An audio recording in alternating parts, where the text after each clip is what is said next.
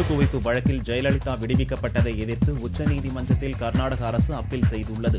சொத்து குவிப்பு வழக்கில் முதல்வர் ஜெயலலிதா, அவரது தோழி சசிகலா, இளவரசி சுதாகரன் ஆகியோருக்கு 4 ஆண்டு சிறை தண்டனை விதித்து தீர்ப்பளித்த பெங்களூர் தனி நீதிமன்றத்தின் தீர்ப்பை கர்நாடக உயர்நீதிமன்றம் ரத்து செய்தது. ஜெயலலிதா உள்ளிட்ட 4 விடுவித்து கர்நாடக உயர்நீதிமன்றம் அளித்த தீர்ப்பில் பல்வேறு குளறுபடிகள் இருப்பதால் உச்சநீதிமன்றத்தில் அப்பீல் செய்ய வேண்டியது அவசியம் என அரசு வக்கீல் பி. ஆச்சாரியா பரிந்துரைத்திருந்தார். அதை ஏற்று அப்பீல் செய்ய கர்நாடக அரசு முடிவு செய்தது. அதன்படி உச்சநீதிமன்றத்தில் கர்நாடக அரசு சார்பில் செவ்வாயன்று அப்பீல் மனு தாக்கல் செய்யப்பட்டுள்ளது. கர்நாடக அரசின் சார்பில் வக்கீல் ஜோசப் அரிஸ்டாட்டில் மனு செய்தார். அப்பீல் மனுவுடன் 4000 பக்கங்களை கொண்ட ஆவணங்களையும் அவர் தாக்கல் செய்தார். அப்பீல் மனு எப்போது விசாரணைக்கு வரும், எந்த பெஞ்ச் விசாரிக்கப் போகிறது போன்ற முடிவுகளை தலைமை நீதிபதி HL தத்து விரைவில் எடுக்க உள்ளார்.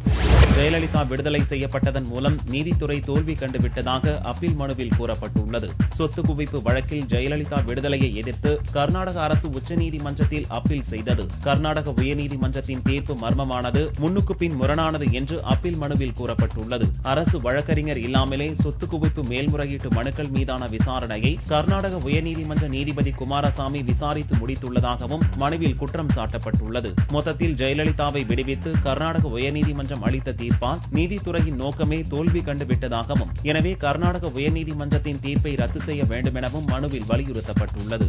ஜெயலலிதாவின் கணக்கில் வராத சொத்து மதிப்பு 8.2% தான் என்று கர்நாடக உயர்நீதிமன்றம் கூறியிருப்பதையும் கர்நாடக அரசு அப்பீல் மனுவில் சுட்டிக்காட்டியுள்ளது. வருமானத்துக்கு எதிராக 10% சொத்துக்கள் இருந்தால் விடுதலை செய்யலாம் என உச்சநீதிமன்றத்தின் முந்தைய தீர்ப்பு ஜெயலலிதா சொத்து குவிப்பு வழக்குக்கு பொருந்தாது என்றும் அப்பீல் மனுவில் கூறப்பட்டுள்ளது. திரிணாமுல் காங்கிரஸ் கட்சியை யாராவது எதிர்த்தால் அவர்களது கண்களை தோண்டுவோம் என்று அபிஷேக் பானர்ஜி MP கூறினார். மேற்கு வங்கத்தில் உள்ள டைமண்ட் ஹார்பர் தொகுதி MPயும் திரிணாமுல் காங்கிரஸ் கட்சியின் இளைஞர் அணி தலைவருமான அபிஷேக் பானர்ஜி கொல்கத்தாவில் கட்சி கூட்டத்தில் கலந்து கொண்டார். அப்போது அவர் பேசுகையில், திரிணாமுல் காங்கிரஸ் கட்சியை யாராவது எதிர்த்தால் அவர்களின் கண்ணை தோண்டி எடுத்து ரோட்டில் வீசுவோம் என்று கொக்கரைத்தார். எங்களுக்கு எதிராக கையை உயர்த்தினால் கைகளை வெட்டி தள்ளுவோம் என்றும் அவர் கூறினார். மேற்கு வங்க முதல்வர் மம்தா பானர்ஜியின் உடன்பிறந்தார் மகனான அபிஷேக் பானர்ஜியின் பேச்சு திரிணாமுல் காங்கிரஸ் கட்சிக்கு பெரும் தர்ம சங்கடத்தை ஏற்படுத்தியுள்ளது. தேர்தல் பிரச்சாரத்தின் போது ஜெயலலிதா முன்வைத்த குற்றச்சாட்டுகளை இந்திய கம்யூனிஸ்ட் கட்சி மறுத்துள்ளது. திங்களன்று RK நகரில் தேர்தல் பிரச்சாரம் செய்த அதிமுக வேட்பாளர் ஜெயலலிதா தங்களை ஆதரித்து இந்திய கம்யூனிஸ்ட் கட்சியினர் சட்டசபையில் பேசியதை எடுத்துக்காட்டி தன்னை எதிர்க்க வேண்டும் என்பதற்காக பொய் புகார்களை கூறி வருவதாக குற்றம் சாட்டினார். இந்நிலையில் செவ்வாயன்று செய்தியாளர்களை சந்தித்த இந்திய கம்யூனிஸ்ட் வேட்பாளர் C. மகேந்திரன் ஜெயலலிதா கூறிய குற்றச்சாட்டுகளை திட்டவட்டமாக மறுத்தார். இடைத்தேர்தலுக்காக அரசை விமர்சிக்கவில்லை என்றும், முறைகேடு, போலீஸ் அத்துமீறலுக்கு எதிராக கம்யூனிஸ்ட் கட்சி குரல் கொடுத்து வருகிறது என்றும் கூறினார். தனக்கு எதிரான அரசியல் சதியால் தான் RK நகரில் இடைத்தேர்தல் நடத்த வேண்டிய நிலை ஏற்பட்டதாக முதல்வர் ஜெயலலிதா கூறினார். ஜூன் 27ஆம் தேதி இடைத்தேர்தல் நடக்க உள்ள RK நகர் தொகுதியில் அதிமுக வேட்பாளர் முதல்வர் ஜெயலலிதா திங்களன்று மாலை பிரச்சாரத்தில் ஈடுபட்டார். தன் மீது தொடுக்கப்பட்ட வழக்கின் காரணமாக தன்னால் முதல்வர் பதவியில் தொடர முடியவில்லை என்றும், அந்த அரசியல் சதியின் காரணமாகவே RK நகரில் இடைத்தேர்தல் நடத்த வேண்டிய சூழல் ஏற்பட்டதாகவும் அவர் கூறினார்.